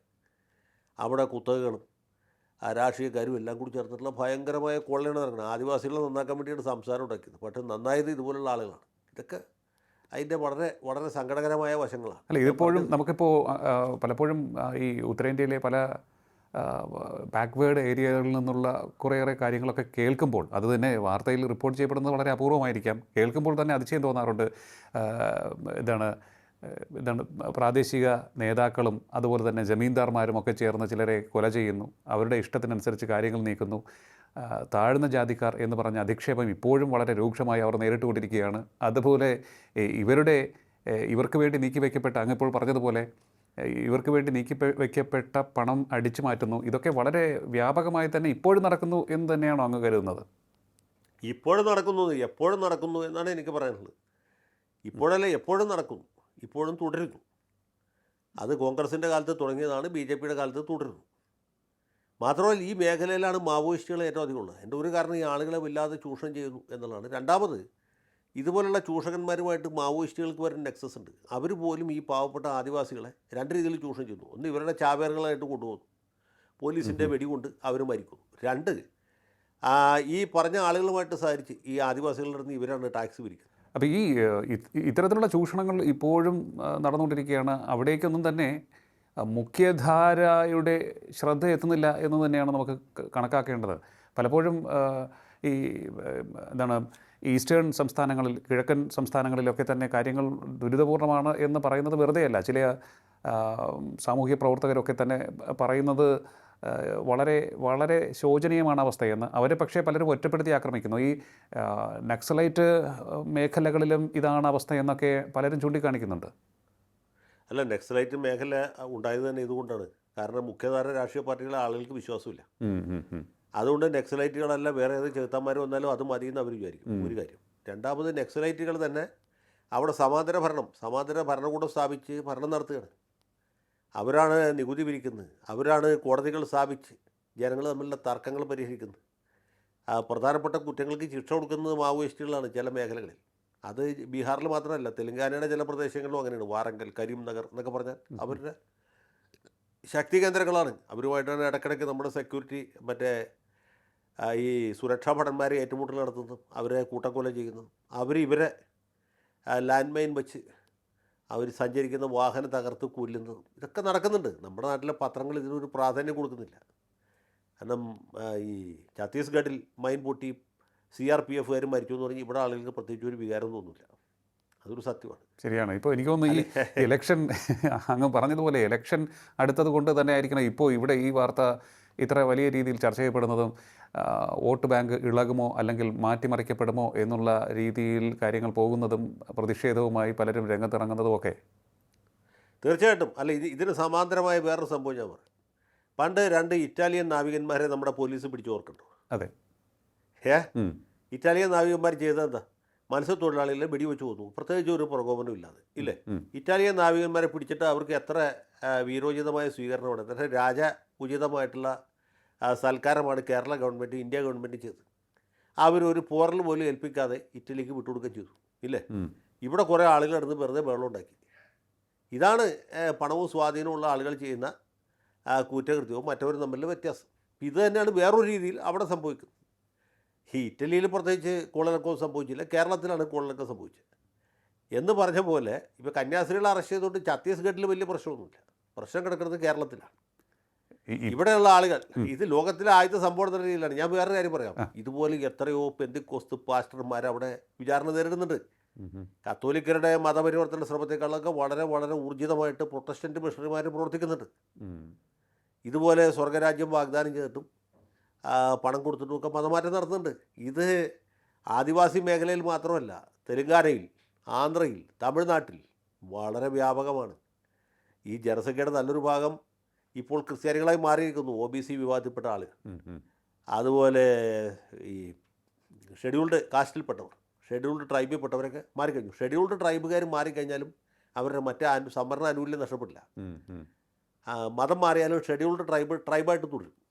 മറിച്ച് ഷെഡ്യൂൾഡ് കാസ്റ്റിൽപ്പെട്ട ആളുകൾ, പട്ടികജാതിയിൽപ്പെട്ട ആളുകൾ മതം മാറിക്കഴിഞ്ഞാൽ അവരുടെ സംവരണ ആനുകൂല്യം നഷ്ടപ്പെടും. അവർക്ക് പിന്നെ സർക്കാർ ജോലിക്ക് അല്ലെങ്കിൽ കോളേജിൽ അഡ്മിഷന് ഈ പട്ടികജാതിക്കാരനാണെന്നുള്ള ആനുകൂല്യം ഉപയോഗിക്കാൻ പറ്റില്ല. അതുകൊണ്ട് എന്ത് ചെയ്യുന്നു വെച്ചാൽ ഇവർ പേര് മാറ്റുകയില്ല. അവർ SLC ബുക്കിൽ ഹിന്ദുക്കളായിരിക്കും, പക്ഷേ പോകുന്നത് പള്ളിയിലായിരിക്കും. ഈ പ്രസ്ഥാനം ഏറ്റവും വ്യാപകമായിട്ടുള്ള തമിഴ്നാട്ടിലാണ്. തമിഴ്നാട്ടിൽ ഇല്ലത്ത് പിള്ള എന്നൊക്കെ പറഞ്ഞാൽ ഞാൻ തന്നെ ചില കേസുകളൊക്കെ നടത്തിയിട്ടുണ്ട്. ഒരു ക്രിസ്ത്യൻ പെൺകുട്ടി ഹിന്ദുവായിട്ട് അഭിനയിച്ച് ഒരു ഹിന്ദു യുവാവിനെ കല്യാണം കഴിക്കും. ഇവർ ഒരേ ജാതിക്കാരാണ്, പക്ഷേ പിന്നെ മനസ്സിലായത് ഇവൾ ക്രിസ്ത്യാനിയായിരുന്നു. അത് കേസായി. നമ്മുടെ എറണാകുളം കുടുംബ കോടതിയിൽ നടന്ന കേസാണ്. അപ്പോൾ ഇങ്ങനെയൊക്കെ നടക്കുന്നുണ്ട്. വ്യാപകമായിട്ട് ആളുകൾ മതം മാറുന്നതിന് കുഴപ്പമൊന്നുമില്ല, ഭരണഘടനാപരമായിട്ട് അധികാരമുണ്ട്. പക്ഷേ അതിനുശേഷവും ജാതി മാറാതെ അവർ പഴയ ജാതിയുടെ ആനുകൂല്യം തുടർന്നും കൈപ്പറ്റും. ഇത് ആന്ധ്രയിലും തെലുങ്കാനയിലും തമിഴ്നാട്ടിലൂടെ ഏറ്റവും കൂടുതലായിട്ട് നടക്കുന്നത്. ആദിവാസികളല്ല, സാധാരണക്കാർ. ഇപ്പോൾ കേരളത്തിൽ തന്നെ പ്രമുഖനായ ഒരു പാർലമെൻറ്റ് അംഗമുണ്ട്. അദ്ദേഹത്തിൻ്റെ അപ്പൻ്റെ പേര് ജോസഫ് എന്നാണ്, പട്ടികജാതിക്കാരനാണ്. പിന്നെ ഇദ്ദേഹം മതം മാറി പുനഃപരിവർത്തനം നടത്തിയായിട്ട് രേഖയുണ്ടാക്കി. അപ്പോൾ അദ്ദേഹം മരിച്ചുപോയ അപ്പൻ്റെ പേര് കുഞ്ഞൻ എന്നാക്കി മാറ്റി. മരിച്ചുപോയ അപ്പനെങ്ങനെയാണ് പുനഃപരിവർത്തനം ചെയ്തത്? നിങ്ങളത് ആലോചിച്ച് നോക്കും. അപ്പം ഇത് നമ്മുടെ വെറും ജോക്കല്ല, ദിസ് ഈസ് റിയാലിറ്റി ഞാൻ പറഞ്ഞത്. അപ്പോൾ ഇങ്ങനെയുള്ള സംഭവങ്ങളുണ്ട്. പക്ഷേ ഇത്തരത്തിലുള്ള യാഥാർത്ഥ്യങ്ങൾ തുറന്നു പറയാൻ പലരും ധൈര്യപ്പെടുന്നില്ല എന്നൊരു വശം കൂടിയുണ്ട്. അല്ല, ഈ യാഥാർത്ഥ്യങ്ങൾ പലർക്കും അറിയില്ല. അറിയാവുന്നവർ ഇത് പറയില്ല. കാരണം എന്ന് വെച്ചാൽ വോട്ടാണ്. ഇപ്പോൾ അഡ്വക്കേറ്റ് ജയശങ്കറിന് ഇലക്ഷൻക്കാർക്ക് യാതൊരു പ്ലാനും ഇല്ല, മനസ്സിലായില്ലേ? അതുകൊണ്ട് ഇങ്ങനെയുള്ള യാഥാർത്ഥ്യങ്ങൾ പറയുന്നു എന്ന് മാത്രമേ ഉള്ളൂ. ഇതറിയാവുന്ന വേറെ ആൾക്കാരുണ്ട്. ഇപ്പോൾ ഈ ഹിന്ദു പത്രം വായിക്കാത്തവരുണ്ടോ? ഹിന്ദു ഇവിടെ കേരളത്തിൽ ഏറ്റവും അധികം സർക്കുലേഷനുള്ള ഇംഗ്ലീഷ് പേപ്പർ ഹിന്ദുവാണ്. ഒരു പക്ഷേ ഇന്ത്യയിൽ തന്നെ ടൈംസ് ഓഫ് ഇന്ത്യയെക്കാളും ഇന്ത്യൻ എക്സ്പ്രസിനേക്കാളും കൂടുതൽ ചിലവുള്ള ഇംഗ്ലീഷ് പത്രം ഹിന്ദു മുന്നിൽ നിൽക്കുന്നത് കേരളത്തിലാണ്. കാരണം ആളുകളെ സംബന്ധിച്ചിടത്തോളം ഹിന്ദു വായിക്കുക എന്നുള്ളൊരു അന്തസ്സായിട്ട് അവർ കണക്കാക്കുന്നു എന്നുള്ളത്. അപ്പോൾ ഈ ലേഖനം കാണാത്ത വേറെ ആൾക്കാരൊക്കെ കണ്ടവരും വായിച്ചവരൊക്കെ ധാരാളമുണ്ട്. പക്ഷെ അവരാരും പറയില്ല. ഈ ബീഹാറിനെ ഉദ്ദേശിച്ചിട്ടാണ് ഈ ലേഖനം തുറന്നത്. ബീഹാർ ആ ഏരിയ, ബീഹാർ, ബംഗാൾ, ജാർഖണ്ഡ്, അതുപോലെ ഛത്തീസ്ഗഡ്, ഈ പ്രദേശത്ത് ഈ പിന്നോക്ക വിഭാഗത്തിൽപ്പെട്ട ആളുകൾ OBC, scheduled caste, scheduled tribe. ഈ ഷെഡ്യൂൾഡ് ട്രൈബിലൊക്കെ പെട്ട ആളുകളുടെ ജീവിതം എത്ര ദുസ്സഹമാണ്, ദുരിതമായാണെന്നറിയാം. നമ്മുടെ ജിതൻ റാം മാഞ്ചി എന്ന് പറഞ്ഞ ഒരു നേതാവിനെ കേട്ടില്ലേ? ഇപ്പോൾ കേന്ദ്രമന്ത്രിയാണ്. ബീഹാറിൽ കുറച്ചാൾ മുഖ്യമന്ത്രിയായിരുന്നു. നമ്മുടെ നിതീഷ് കുമാർ രാജിവെച്ചിട്ട് ചെറിയൊരു ഇടവേള. ഇദ്ദേഹം ഈ എലിയെ ചുട്ട് തിന്നുന്ന വിഭാഗത്തിൽപ്പെട്ട ആളാണ്. ഒന്ന് ആലോചിച്ചു, സ്വാതന്ത്ര്യം കിട്ടി 75 കൊല്ലം കിട്ടി എലിയെ ചുട്ട് തിന്നുന്ന. ജിതൻ റാം മാഞ്ചി കഴിക്കുന്നുണ്ടാവില്ല, അയാളുടെ സമുദായത്തിൽപ്പെട്ട ആൾ. നമ്മുടെ നാട്ടിൽ ഉള്ളാടന്മാരെ എന്നൊക്കെ പറയില്ലേ, അതുപോലെ അത്രയും പ്രാകൃത അവസ്ഥയിൽ കഴിയുന്ന ആളുകളുണ്ട്. നമുക്കിവിടെ നിന്ന് സങ്കല്പിക്കാൻ പറ്റില്ല. അത്രയും ദാരിദ്ര്യമാണ്, അത്രയും ദയനീയമാണ് ഈ അവസ്ഥ തുറന്ന് കാണിക്കുന്നത് കൊണ്ട് അങ്ങിപ്പോൾ ഈ നമ്മുടെ ഈ ചർച്ചയിൽ ഇത് പറഞ്ഞു, ഏതെങ്കിലും തരത്തിൽ ആരെങ്കിലും ഇത് ഒരു നിയമപ്രശ്നം ചൂണ്ടിക്കാണിച്ച് ഇതിനെതിരെ പോകാൻ സാധ്യതയുണ്ടോ, ഇങ്ങനെ തുറന്ന് പറഞ്ഞു എന്നുള്ളത് കൊണ്ട്, അല്ലെങ്കിൽ ഇത് പറഞ്ഞത് ശരിയല്ല എന്ന് പറഞ്ഞുകൊണ്ട്? എനിക്കെതിരായിട്ടല്ലേ? ധൈര്യമായിട്ട് പോട്ടെ. ഈ പുറകിൽ കാണുന്ന പുസ്തകങ്ങളൊക്കെ ഉണ്ടല്ലോ, അത് ഭംഗിക്ക് വെച്ചേക്കണതല്ല. പറഞ്ഞ മനസ്സിലായില്ലേ? ലിയോ എന്താ വിചാരിച്ച് ഇത് വെറുതെ ഒരു പശ്ചാത്തലം ഭംഗിക്ക് വെച്ചേക്കണത്? കൊടുക്കട്ടെ, നല്ല കാര്യമല്ലേ. ഞാൻ സന്തോഷ സമേതം അതിന് സ്വാഗതം ചെയ്യുന്നു. അങ്ങനെ കേസ് കൊടുക്കാനായിട്ട് ആളുകളെ വെല്ലുവിളിക്കുന്നു. ഉടനെ കൊടുക്കട്ടെ, ഒട്ടും താമസിക്കരുത്. അല്ലേ, ഈ ചിലരൊക്കെ ഇതേ അഭിപ്രായം പറഞ്ഞിരുന്നെങ്കിലും തുറന്നു പറയാൻ അല്ലെങ്കിൽ പബ്ലിക്കായി പറയാൻ ധൈര്യപ്പെടുന്നില്ല എന്ന് പിന്നീട് പറഞ്ഞു. അതുകൊണ്ടാണ് ഞാൻ ചോദിച്ചത്. അതല്ലേ പറഞ്ഞത്, ഈ പുസ്തകങ്ങൾ വെറുതെ ഭംഗിക്ക് വെച്ചേക്കണതല്ല. അതെ, ഇതിപ്പോൾ നമ്മൾ നോക്കുമ്പോൾ ഇതിപ്പോൾ കേരളത്തിലെ ഒരു രാഷ്ട്രീയ വിഷയമായി ഉയർത്തി കാണിക്കുന്നു. 2 മലയാളി കന്യാസ്ത്രീമാരാണ് അവിടെ അറസ്റ്റിലായത് എന്നുള്ള കാരണവും അവിടെ ഉണ്ട്. അപ്പോൾ ഇവിടെ ഇപ്പോൾ എല്ലാ സഭാ അധ്യക്ഷന്മാരും അല്ലെങ്കിൽ ഒട്ടേറെ സഭാധ്യക്ഷന്മാർ ഇതിൽ പ്രതികരിക്കുന്നത് കണ്ടു. അവരൊക്കെ വളരെ രോഷം പ്രകടിപ്പിക്കുന്നത് കണ്ടു. രാഷ്ട്രീയ പാർട്ടികൾ ഇതിനെതിരെ ശക്തമായ പ്രകടനവുമായി, നമ്മൾ അങ്ങ് തന്നെ നേരത്തെ സൂചിപ്പിച്ചത് സത്യമാണ്, എല്ലാവരും ഇതിനെതിരെ രംഗത്ത് വരികയാണ്. കേരളത്തിലെ BJP പോലും ഇതിനെതിരെ രംഗത്ത് വരുന്നു. എന്നാൽ ഛത്തീസ്ഗഡിലെ BJP കന്യാസ്ത്രീമാർ കൺവേർഷൻ നടത്തി എന്ന അഭിപ്രായത്തിൽ നിന്ന് മാറാൻ തയ്യാറാകുന്നില്ല. അവരിപ്പോഴും അതേ നിലപാടിൽ നിൽക്കുകയാണ്. അവിടുത്തെ കോൺഗ്രസ് പോലും അതേ അഭിപ്രായം പറഞ്ഞു എന്നാണ് കേൾക്കുന്നത്. ഞാൻ ഇതിലേക്കാണ് വരാൻ തുടങ്ങിയത്. ഛത്തീസ്ഗഡിലെ BJPക്ക് മാറ്റി പറയാൻ പറ്റില്ലല്ലോ. ഒന്നാമത് അവിടുത്തെ പോലീസ് അറസ്റ്റ് ചെയ്താണ്. പിന്നെ അമിത്ഷാ പറഞ്ഞ് അവിടുത്തെ മുഖ്യമന്ത്രിയുടെ മേൽ സമ്മർദ്ദം ചെലുത്തി ഈ കന്യാസ്ത്രീകളെ ഒരുപക്ഷെ മോചിപ്പിച്ചേക്കാം. എന്ന് വെച്ചാൽ ബാക്കിയുള്ള കന്യാസ്ത്രീകളെ മോചിപ്പിക്കൂ. കേരളത്തിൽ നിന്ന് അല്ലാതെ പോയ കന്യാസ്ത്രീകൾ ഉണ്ടാവുമല്ലോ, തമിഴ്നാട്ടിൽ നിന്ന് അല്ലെങ്കിൽ തെലങ്കാനയിൽ നിന്ന് പോയ കന്യാസ്ത്രീകൾ, അല്ലെങ്കിൽ ഞാൻ നേരത്തെ പറഞ്ഞ പോലുള്ള പാസ്റ്റർമാരുണ്ടാവും. അവരെ ഇനിയിപ്പോൾ പോലീസ് വിട്ടാലും നാട്ടുകാർ വിടുമോ? ഇവരെ ആളുകൾ ഓടിച്ചിട്ട് തല്ലും. മനസ്സിലായില്ലേ? ആ അവസ്ഥയിലേക്ക് കാര്യങ്ങൾ ഞാൻ തമാശ പറഞ്ഞാൽ ഇതിൽ തമാശയുടെ ഒരു എലമെൻറ്റും ഇല്ല. അപ്പോൾ ഇങ്ങനെ ജനങ്ങളുടെ ഇടയിൽ വലിയ പ്രതിഷേധമുണ്ട്. ഈ ഗ്രഹാം സ്റ്റെയിൻസിൻ്റെ കാര്യത്തിലൊക്കെ സംഭവിച്ചതാണ്. അങ്ങനെ ഒരു വലിയ പ്രതിഷേധം ആളുകളുടെ ഭാഗത്തുണ്ട്. ഇനി ഛത്തീസ്ഗഡിലെ കോൺഗ്രസ്സുകാർ അനുകൂലിക്കും. ഇപ്പോൾ VD സതീശന് രോഷം കൊള്ളാം, ചെന്നിത്തലയ്ക്ക് രോഷം കൊള്ളാം, അല്ലെങ്കിൽ ആൻ്റണിക്ക് രോഷം കൊള്ളാം, ഒരു കുഴപ്പമില്ല. പക്ഷേ ഛത്തീസ്ഗഡിൽ പോയിട്ട് ഇവരിത് പരസ്യമായിട്ട് ഒരു പൊതുയോഗത്തിൽ പറഞ്ഞാൽ അവിടെ നിന്ന് തിരിച്ചു വരൽ വലിയ ബുദ്ധിമുട്ടായിരിക്കും. കോൺഗ്രസ്സുകാർ ഇവരെ കൊങ്ങയ്ക്ക് പിടിക്കും. ഇനി വേറൊരു കാര്യം പറയാം, 1967 ഒഡീഷയിൽ ഈ നിയമം പാസ്സാക്കിയത്. അതിനുശേഷം എത്രയോ കൊല്ലം കോൺഗ്രസ് ഭരിച്ചു ഇല്ലേ? നന്ദിനി സത്പതി എത്ര കൊല്ലം മുഖ്യമന്ത്രിയായിരുന്നു? JB പട്നായിക്ക് എത്ര പ്രാവശ്യം, എത്ര വർഷം അവിടെ മുഖ്യമന്ത്രിയായിരുന്നു? അദ്ദേഹം ഈ നിയമം പിൻവലിച്ചോ? എന്താ പിൻവലിക്കാഞ്ഞ്? മധ്യപ്രദേശിൽ എത്ര മുഖ്യമന്ത്രിമാർ മാറി വന്നു. അർജുൻ സിംഗ് വന്നില്ലേ? നമ്മുടെ സുഹൃത്ത് ദിഗ്വിജയ് സിംഗ് 10 കൊല്ലം തുടർച്ചയായിട്ട് മുഖ്യമന്ത്രിയായിട്ടിരുന്നില്ലേ? ആ നിയമത്തിൽ എന്തെങ്കിലും മാറ്റം വരുത്തിയോ? എന്തെങ്കിലും ഭേദഗതി വരുത്തിയോ? നിയമം റദ്ദാക്കിയോ? പിൻവലിച്ചോ? ഒന്നും ചെയ്തില്ലല്ലോ. അതെന്താ ചെയ്യാഞ്ഞത്? അതിൻ്റെ അർത്ഥം ഇതാണ്. ഇതൊക്കെ പറയുന്നവർക്ക് പലതും പറയാം. ഈ നിയമങ്ങളൊന്നും പ്രാവർത്തികമാകുന്നില്ല എന്നുള്ളതാണ്. ഇപ്പോൾ 67 കഴിഞ്ഞിട്ട് ഇത്ര കൊല്ലത്തിന് ശേഷവും ഇപ്പോൾ 19 കൊല്ലമില്ലേ? 50 അല്ല, അതിൽ കൂടുതലായി. 60 കൊല്ലത്തോളം ആയി. 10-60 കൊല്ലം കഴിഞ്ഞിട്ടും ഇപ്പോഴും ഇത് പ്രാവർത്തികമാകുന്നില്ല. ഞാൻ പറഞ്ഞത് ഈ നിയമം പ്രാവർത്തികമാകുന്നതുകൊണ്ട് മാത്രം പ്രശ്നം തീരില്ല. ഇവരുടെ ജീവിത അതാണ് ഞാൻ ചോദിക്കാൻ വന്നത്. ആ ഒരു സോഷ്യൽ ഇഷ്യൂസ്, അവരുടെ ജീവിത സാഹചര്യം മെച്ചപ്പെടുത്തുന്നതിന് വേണ്ട ഇടപെടൽ ഇനിയെങ്കിലും ഉണ്ടാകുമെന്ന് തോന്നുന്നുണ്ടോ? കാരണം അങ്ങ് നേരത്തെ സൂചിപ്പിച്ച പോലെ ഇപ്പോഴും വളരെ ശോചനീയമായ അവസ്ഥയിൽ ജീവിക്കുന്ന നിരവധി പേർ അവിടെയുണ്ട്, ഒട്ടേറെ പേർ, ഒരുപാട് പേരുണ്ട്. ഈ 35 കൊല്ലം ഇടതുപക്ഷം ഭരിച്ച പശ്ചിമ ബംഗാളിൽ അവരുടെ ഭരണം തീരുന്ന സമയത്ത് പോലും ഈ മണ്ണിൽ നിന്ന് ചില ചെടികൾ മാന്തിയെടുത്തിട്ട് അതിൻ്റെ കിഴങ്ങ് തിന്ന് ജീവിക്കുന്ന ആളുകളുണ്ട്. 35 കൊല്ലം കഴിഞ്ഞിട്ട്. മമതാ ബാനർജിയുടെ ഭരണം ഇപ്പോൾ 10-15 കൊല്ലമായി. എന്നിട്ടും അവരുടെ ജീവിത സാഹചര്യത്തിൽ യാതൊരു മാറ്റവും വന്നിട്ടില്ല. ഇതാണ് അവിടുത്തെ അവസ്ഥ. ഇലകൾ തിന്ന് ജീവിക്കുന്നവർ, കിഴങ്ങുകൾ മാന്തിയെടുത്ത്, ഏത് മനുഷ്യർക്ക് ഭക്ഷ്യയോഗ്യമായിട്ടുള്ള മരച്ചീനി പോലത്തെ കിഴങ്ങൊന്നുമല്ല, കാട്ടുചെടികളുടെ ഒക്കെ തിന്ന് ജീവിക്കുന്ന ആളുകളുണ്ട്. എലിയെ ചുട്ട് തിന്ന് ജീവിക്കുന്നവരുണ്ട്, ആമയെ തിന്നുന്നവരുണ്ട്, മനസ്സിലായില്ലേ? അതെ അതെ അതെ. അങ്ങനെ വലിയ വിഭാഗം ആളുകൾ അവിടെ ഉണ്ട്. അതൊന്നും കാണാതെ ഇവിടെ നിന്നിട്ട് ആളുകൾ ദന്തഗോപുരത്തിലിരുന്ന് ഈ സിന്ദാബാദ് വിളിക്കുകയാണ്. അല്ല, ഒരു ഒരു എന്താണ്? ഒരു കാര്യം, എൻ്റെ ഒരു അനുഭവം ഞാൻ പങ്കുവയ്ക്കാം. അതായത് 2012 എൻ്റെ ഒരു സുഹൃത്ത് എയിംസിലെ ഡോക്ടറാണ് അദ്ദേഹം, ഡൽഹി എയിംസിലെ ഡോക്ടർ. പക്ഷേ അദ്ദേഹം പറയുന്നൊരു കാര്യം, ഈ ഉത്തരേന്ത്യയിലെ പല സംസ്ഥാനങ്ങളിലും വേണ്ടത്ര ആശുപത്രികളില്ല. അവരൊക്കെ തന്നെ ഈ എയിംസിലെ ചികിത്സ നേടാനായി ആഴ്ചകളോളം അവിടെ വന്ന് ടെൻ്റ് അടിച്ച്, പണ്ടൊക്കെ ഇവിടെ ഈ മറ്റ് സംസ്ഥാനങ്ങളിൽ നിന്നും ഭിക്ഷയാചിച്ച് വരുന്നവർ ടെൻ്റ് അടിച്ച് താമസിക്കുമല്ലോ, അതുപോലെ ടെൻ്റ് കെട്ടി ആശുപത്രി പരിസരത്ത് താമസിച്ച് ഡോക്ടറുടെ സേവനവും ഒക്കെ പരിശോധനകളും കഴിഞ്ഞിട്ട് നാട്ടിലേക്ക് തിരികെ ട്രെയിൻ കയറി പോകുന്നൊരു അവസ്ഥ പല സംസ്ഥാനങ്ങളിലും ഇതാണ് അവസ്ഥ എന്ന് പറഞ്ഞിരുന്നു. പക്ഷേ എനിക്ക് വിശ്വസിക്കാൻ അത്ര എളുപ്പമായിരുന്നില്ല. ഞാൻ പല ജേർണലിസ്റ്റുകളോടും അന്വേഷിച്ചു. അപ്പോൾ അത് ശരിയാണെന്നാണ് പറയുന്നത്. ഈ ബീഹാറാണ് ഏറ്റവും രൂക്ഷമായിട്ടുള്ള പ്രശ്നം നേരിട്ടുകൊണ്ടിരുന്നതെന്നാണ് അന്ന് മനസ്സിലാക്കിയത്. അങ്ങനെ ഒട്ടേറെ സംസ്ഥാനങ്ങളിൽ വേണ്ടത്ര ആശുപത്രികളില്ല, വേണ്ടത്ര സ്കൂളുകളില്ല.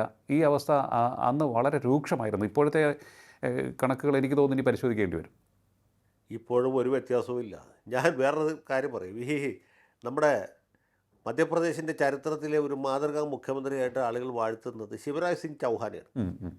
ചൗഹാൻ മറ്റ് നേതാക്കളെ പോലെ അത്ര ഒരു വലിയ വർഗീയ സ്വഭാവമുള്ള ആളായിരുന്നില്ല. അദ്ദേഹം പൊതുവെ എല്ലാവരോടും സ്നേഹത്തിലും സമത്വത്തിലും സൗഹാർദ്ദത്തിലുമൊക്കെ വർത്തിക്കാൻ താല്പര്യപ്പെട്ട ആളാണ്. അദ്ദേഹത്തിന് ഹിന്ദു പത്രം വരെ സൽസ്വഭാവ സർട്ടിഫിക്കറ്റ് കൊടുത്തിട്ടുണ്ട്. പുള്ളിയുടെ ഭരണകാലത്ത് മധ്യപ്രദേശിലുണ്ടായ വലിയ വികസനം എന്തറിയും? അത് എന്താണ്, 3 കാര്യങ്ങളിൽ പുള്ളി, ഒന്ന് ഗ്രാമങ്ങളിൽ വെള്ളം എത്തിച്ചു. പല സ്ഥലങ്ങളിലും വെള്ളമില്ല, കുടിവെള്ളമില്ല. 2 പാതകൾ ഉണ്ടാക്കി, സടക്ക്. പിന്നെ 1 ബിജിലി സടക്ക് പാനി. ഇത് 3മാണ്. ബിജിലി എന്ന് വെച്ചാൽ വൈദ്യുതി. ഇത് 3 എത്തിച്ചു. ഇതൊക്കെ തിരുവിതാംകൂറിൽ മഹാരാജാവിൻ്റെ കാലത്തുണ്ടായ കാര്യങ്ങളല്ലേ? ഒന്ന് ആലോചിച്ചു എത്ര ഇല്ലേ? അതെ. ശ്രീമൂലം തിരുനാളിൻ്റെ കാലത്തുണ്ടായ കാര്യങ്ങളാണ് ഈ ശിവരാജ് സിംഗ് ചൗഹാൻ മധ്യപ്രദേശിൽ നടപ്പാക്കിയത്. ഇനി അത് തൊട്ടടുത്ത സംസ്ഥാനമാണ് ഈ മധ്യപ്രദേശിൽ നിന്ന് ഭാഗം പിരിഞ്ഞു പോയ സ്ഥലമാണ് നമ്മളിപ്പോൾ ചർച്ച ചെയ്യുന്നത് ഛത്തീസ്ഗഡ്. ഛത്തീസ്ഗഡിലെ ഒരു മാതൃകാ മുഖ്യമന്ത്രി ആയിരുന്നത് ഡോക്ടർ രമൺ സിംഗ് ആയിരുന്നു. രമൺ സിംഗ് അഴിമതിക്കാരനല്ലാത്ത, പൊതുവെ ജനങ്ങൾക്ക് സ്നേഹവും ബഹുമാനവും ആദരവൊക്കെ ഉണ്ടായിരുന്ന ഒരാളാണ്. ഇദ്ദേഹം 15 കൊല്ലം അവിടെ മുഖ്യമന്ത്രിയായിരുന്നു. പുള്ളിയുടെ വലിയ നേട്ടം എന്തായിരുന്നറിയാം? ചിരിക്കരുത്, ഈ റേഷൻ കടയിൽ ചെന്നാൽ അരി കിട്ടും എന്നുള്ളതായിരുന്നു. റേഷൻ കടയിൽ അരി കിട്ടുന്ന ആൾ അദ്ദേഹത്തിൻ്റെ ഭരണകാലത്തുണ്ടായ വലിയ ഒരു പുരോഗതി. അത് അദ്ദേഹത്തെ ആളുകൾ വളരെ സ്നേഹത്തോട് ചാവൽ ബാബ എന്നാണ് വിളിച്ചിരുന്നത്. ചാവൽ എന്ന് വെച്ചാൽ അരി എത്തിച്ച ആളാണ്. അതിന് മുമ്പ് റേഷൻ കാർഡ് കൂടിയിരുന്ന അരി കിട്ടില്ലായിരുന്നു. അപ്പോൾ ഇതാണ് ഈ ഛത്തീസ്ഗഡിലെ വികസനം, ഇതാണ് മധ്യപ്രദേശിലെ വികസനം. ഇനി കുമാരി മായാവതി 5 കൊല്ലം ഉത്തർപ്രദേശിൽ മുഖ്യമന്ത്രി ആയിരുന്നില്ലേ? അവരുടെ ഭരണകാലത്തുണ്ടായ വലിയൊരു നേട്ടം എന്തായിരുന്നറിയോ? പട്ടിക സമുദായത്തിൽപ്പെട്ട ആളുകൾക്ക് പോലീസ് സ്റ്റേഷനിൽ ചെന്ന് നിർഭയമായിട്ട് പരാതി കൊടുക്കാം എന്നൊരു നിയമം ഉണ്ടാക്കി. പണ്ടത് പറ്റില്ലായിരുന്നു. ഈ അഖിലേഷ് യാദവ് അല്ലെങ്കിൽ അദ്ദേഹത്തിൻ്റെ പിതാവ് മുലായം സിംഗ് യാദവ് അങ്ങനെയുള്ള ആളുകൾ ഭരിക്കുമ്പോൾ ഒരു പട്ടികജാതിക്കാരന് ഒരു പരാതിയുമായിട്ട് പോലീസ് സ്റ്റേഷനിൽ ചെന്നാൽ പോലീസുകാരൻ ആ പരാതി അവൻ്റെ മുമ്പിൽ വെച്ച് കീറി കളഞ്ഞിട്ട് അവൻ്റെ കൂമ്പിന് 2 ഇടി വെച്ച് കൊടുക്കുക. പരാതി കൊടുക്കാനുള്ള സ്വാതന്ത്ര്യം നേടിത്തന്നു എന്നുള്ളതാണ് ദീദി ബെഹൻജിയുടെ ഒരു വലിയ ഭരണ പുരോഗതി. അല്ല, എനിക്ക് അതിശയം തോന്നിയത് ഇതിൽ ഒരതിശയമില്ല. ഞാൻ പറയും UP, ബീഹാർ അല്ലെങ്കിൽ മധ്യപ്രദേശ് എന്നൊക്കെ പറഞ്ഞ സംസ്ഥാനങ്ങളുടെ ഒരു പുരോഗതി, വികസനം എന്ന് പറയുന്നതാണ്. അല്ല, എനിക്ക് അതിശയം തോന്നിയ മറ്റൊരു കാര്യം അങ്ങേക്കും അറിയാവുന്നതാണ്. അതായത് പീഡനത്തിന് ഇരയായ പെൺകുട്ടി പരാതിക്കാരിയായി കോടതിക്ക് മുന്നിലേക്ക് എത്തുന്നു. ആ കോടതി നടപടികൾ നടക്കുന്നതിനിടെ ഈ പെൺകുട്ടിയെയും അവരുടെ ബന്ധുക്കളെയും അടക്കം കൊലപ്പെടുത്തിയ സംഭവങ്ങൾ എത്രയുണ്ട് അവിടെ? വളരെയേറെ ധാരാളമായിട്ടുണ്ട്. ഈ ബലാത്സംഗത്തിന് ഇരയാവുന്ന ആളുകൾക്ക് പോലീസ് സ്റ്റേഷനിൽ വരെ പോകാൻ എത്തൂല, പിന്നിട്ടല്ലേ കോടതി ചെല്ലും. അതാണ് സംഭവം.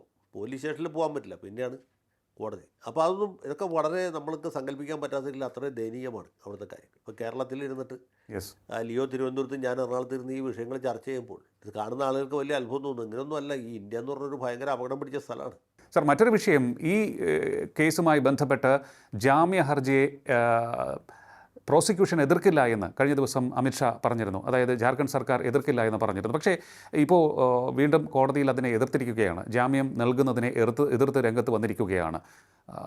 ഇത് എന്തുകൊണ്ടായിരിക്കാം കേന്ദ്ര നേതൃത്വത്തിൻ്റെ താക്കീതിനെ അവഗണിച്ചുകൊണ്ട് അവിടുത്തെ സർക്കാർ മുന്നോട്ട് പോകുന്നത്? അല്ല, ഈ ജാമ്യാപേക്ഷ എതിർക്കുക എന്നുള്ളതാണ് പ്രോസിക്യൂട്ടറുടെ ജോലി. അതിനാണ് അയാൾക്ക് മാസം സർക്കാരിൽ നിന്ന് ശമ്പളം കൊടുക്കുന്നത്.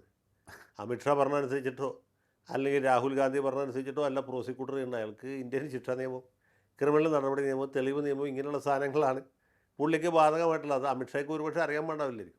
അതുകൊണ്ടായിരിക്കും പുള്ളി അങ്ങനെ പറഞ്ഞത്. ഇനി അങ്ങനെ ജാമ്യം കിട്ടുന്നതിന് എതിർക്കില്ലെങ്കിൽ തന്നെ അദ്ദേഹത്തെ പോലൊരാളത് പരസ്യമായിട്ട് പറയാൻ പാടില്ലായിരുന്നു. കാരണം നിയമവാഴ്ച അട്ടിമറിക്കുന്ന ഒരു പ്രസ്താവനയാണ് അദ്ദേഹത്തിൻ്റെ ഭാഗത്തുണ്ടായത്. ഒരിക്കലും ഒരു ആഭ്യന്തരമന്ത്രി അങ്ങനെ പറയാൻ പാടില്ല. പ്രോസിക്യൂട്ടർ അങ്ങനെ ചെയ്യാനും പാടില്ല. പ്രോസിക്യൂട്ടറുടെ ജോലി എന്താണ്? ജാമ്യ ഹർജി തള്ളിക്കാന്നുള്ളതല്ല, കാര്യങ്ങൾ കോടതിയെ ബോധ്യപ്പെടുത്തുക. ഇന്ന മാതിരിയാണ് കാര്യങ്ങൾ ഉണ്ടായത്, ഇതുവരെയുള്ള അന്വേഷണം ഇന്ന ഘട്ടത്തിലെത്തി, ഇന്ന തെളിവുകൾ ശേഖരിച്ചു. പ്രോസിക്യൂട്ടർ എന്ന് പറയുന്നത് ഓഫീസർ ഓഫ് ദി കോർട്ടാണ്. കോടതിയെ സഹായിക്കുക എന്നുള്ളതാണ് അദ്ദേഹത്തിൻ്റെ ജോലി. അപ്പോൾ ഗുരുതരമായൊരു തെറ്റ് ചെയ്തു എന്ന് ആരോപിച്ചിട്ട് ഞങ്ങളുടെ സർക്കാർ നിലപാട് മാറ്റിയിരിക്കുന്നു, അതുകൊണ്ട് ഇനി ഞാൻ ഇത്ര വാദിക്കുന്നുള്ളൂ എന്ന് പറഞ്ഞ് പ്രോസിക്യൂട്ടർക്ക് ഇട്ടിട്ട് പോകാൻ പറ്റില്ല. മനസ്സിലായില്ലേ? പ്രോസിക്യൂട്ടർക്ക് ഒരു ഉത്തരവാദിത്വം, കോടതിയോടൊരു ഉത്തരവാദിത്വമുണ്ട്, സർക്കാരിനൊരു ഉത്തരവാദിത്വമുണ്ട്, പ്രതിയോട് പോലും ഒരു ഉത്തരവാദിത്വമുണ്ട്. എന്താണ്? അകാരണമായിട്ട് പ്രതി ജയിലിൽ കിടക്കാൻ പാടില്ല. അതെ, ജാമ്യം കൊടുക്കേണ്ട കേസിൽ ജാമ്യം കൊടുക്കണം. അത് പറയാനുള്ള ഉത്തരവാദിത്വം പ്രോസിക്യൂട്ടർക്ക് കിട്ടും. ഇനി ജാമ്യം കൊടുക്കാൻ പാടില്ലാത്ത കേസിൽ കൊടുക്കാൻ പാടില്ല, നിയമം അനുസരിച്ച് കൊടുക്കാൻ പാടില്ല എന്ന് പറഞ്ഞിട്ട് ജോലിയും പ്രോസിക്യൂട്ടർക്ക് ഉണ്ട്. അല്ലാണ്ട് അമിത്ഷാ പറഞ്ഞനുസരിച്ചിട്ടോ രാജ്നാഥ് സിംഗ് പറഞ്ഞനുസരിച്ചിട്ടോ അല്ല പ്രോസിക്യൂട്ടർ കോടതിയിൽ വാദിക്കുന്നത്. യഥാർത്ഥത്തിൽ വളരെ വേദനിപ്പിക്കുന്ന ഒരു യാഥാർത്ഥ്യത്തിലേക്ക് വിരൽ ചൂണ്ടുന്ന ഒരു ചർച്ചയാണ് ഇവിടെ നടന്നതെന്നാണ് എനിക്ക് ഇപ്പോൾ ബോധ്യമായിരിക്കുന്നത്. ഉത്തരേന്ത്യയിലെ പൊള്ളുന്ന യാഥാർത്ഥ്യങ്ങൾ വെളിപ്പെടുത്തുകയാണ് ഇപ്പോൾ ചെയ്തിരിക്കുന്നത്. അധികം ആരും പറയാൻ ഒരുമ്പെടാത്ത കാര്യങ്ങൾ അഡ്വക്കേറ്റ് എ ജയശങ്കർ ഇവിടെ പറഞ്ഞിരിക്കുകയാണ്. അതെ, അവിടുത്തെ ഒട്ടേറെ ദുരന്ത ജീവിതത്തിൻ്റെ ഒരു കൃത്യമായ ചിത്രം നമുക്ക് മുന്നിലേക്ക് വെച്ചിരിക്കുകയാണ്. ഇന്ത്യ രാജ്യം സ്വാതന്ത്ര്യം നേടി 8 പതിറ്റാണ്ടിനോട് അടുത്തു എങ്കിലും ഉത്തരേന്ത്യയിലെ പല സംസ്ഥാനങ്ങളിലെയും പല പോക്കറ്റുകളിലും അതീവ ദാരിദ്ര്യ സാഹചര്യത്തിൽ ജീവിതം മുന്നോട്ട് നീക്കിക്കൊണ്ടു പോകുന്ന ഒട്ടേറെ പേർ ഉണ്ട് എന്നുള്ളതാണ് ഇപ്പോൾ പറഞ്ഞിരിക്കുന്നത്. അവർക്കിടയിലേക്കാണ് ഇത്തരത്തിൽ കൺവേർഷൻ ശ്രമങ്ങൾ നടക്കുന്നത്. അത് മറ്റ് പല ചൂഷണങ്ങളും സാമൂഹ്യ വിരുദ്ധരുടെ ഭാഗത്തു നിന്ന് ഉണ്ടാകുന്നത് എന്നും അദ്ദേഹം ചൂണ്ടിക്കാണിച്ചിരിക്കുകയാണ്. ഇതിൽ സംബന്ധിച്ചുള്ള കാര്യങ്ങളാണ് നടക്കുമ്പോൾ ഇവിടുത്തെ രാഷ്ട്രീയ പാർട്ടികൾ മറ്റു പല ലക്ഷ്യങ്ങളോടും കൂടി ഈ സാഹചര്യം തങ്ങൾക്ക് അനുകൂലമാക്കാനുള്ള ഗൂഢനീക്കങ്ങളാണ് നടത്തുന്നത്. 4 വോട്ടിന് വേണ്ടി ഏത് തരത്തിൽ ആരെയൊക്കെ ഇളക്കിവിടാമെന്നും ആരെയൊക്കെ സ്വാധീനിക്കാമെന്നുമുള്ള ശ്രമങ്ങളും ചർച്ചകളുമാണ് അവർ നടത്തിക്കൊണ്ടിരിക്കുന്നത്. ഈ യാഥാർത്ഥ്യങ്ങളൊന്നും തന്നെ കാണാതെയുള്ള പ്രകടനങ്ങളാണ് മറ്റു പല സ്ഥലങ്ങളിലും നടന്നുകൊണ്ടിരിക്കുന്നത്. മറ്റൊന്ന്, കേന്ദ്രമന്ത്രി അമിത്ഷായുടെ ഭാഗത്തു നിന്നുണ്ടായിട്ടുള്ളൊരു നീക്കം, അത് എങ്ങനെ ഇനി ചർച്ച ചെയ്യും എന്ന് കാത്തിരിക്കുകയാണ് നിയമവൃത്തങ്ങളും. കാരണം കോടതിയിൽ തങ്ങൾ പറയുന്നതിനനുസരിച്ച് സംസ്ഥാന സർക്കാർ നീങ്ങും, അല്ലെങ്കിൽ പ്രോസിക്യൂഷൻ നീങ്ങും എന്ന് അദ്ദേഹം പറഞ്ഞിരുന്നു. പക്ഷേ അത് ഉണ്ടായില്ല. അങ്ങനെ ഒരു രീതിയിൽ അദ്ദേഹം പറയാൻ പാടുണ്ടായിരുന്നോ എന്ന ചോദ്യവും ഉയരുകയാണ്. എന്തായാലും ഈ ഒരു പ്രശ്നം പരിഹരിക്കാൻ വേണ്ടി ആയിരിക്കണം, ഒരു ഒരു ഒരു ഒരു അമിക്കബിളായിട്ടുള്ളൊരു സൊല്യൂഷൻ ഇവിടെ കൊണ്ടുവരുന്നതിന് വേണ്ടിയായിരിക്കണം അദ്ദേഹം ശ്രമിച്ചത്. പക്ഷേ അത് ഇത്തരത്തിലേക്ക് എത്തിയിരിക്കുകയാണ്. യാഥാർത്ഥ്യങ്ങൾ ഒരു വശത്ത് നിൽക്കുന്നു. രാഷ്ട്രീയമായി നമ്മൾ ഈ വിഷയത്തെ കാണുമ്പോൾ BJP പല വിധത്തിലുള്ള വെല്ലുവിളികളെയാണ് ഇവിടെ കേരളത്തിൽ നേരിടുന്നത്, കേന്ദ്രത്തിലും അവർ ഇനി നേരിടുന്നു എന്നുള്ളതാണ് നമുക്ക് ഇപ്പോഴത്തെ സാഹചര്യത്തിൽ പറയാൻ സാധിക്കുന്നത്. വളരെയധികം നന്ദി സർ, ഇത്ര സമയം ടോക്കിംഗ് പോയിന്റുമായി സഹകരിച്ചത്. ടോക്കിംഗ് പോയിന്റ് ഈ അധ്യായം ഇവിടെ പൂർണ്ണമാകുന്നു. ഇനി അടുത്ത എപ്പിസോഡിൽ കാണാം നമുക്ക്. നമസ്കാരം.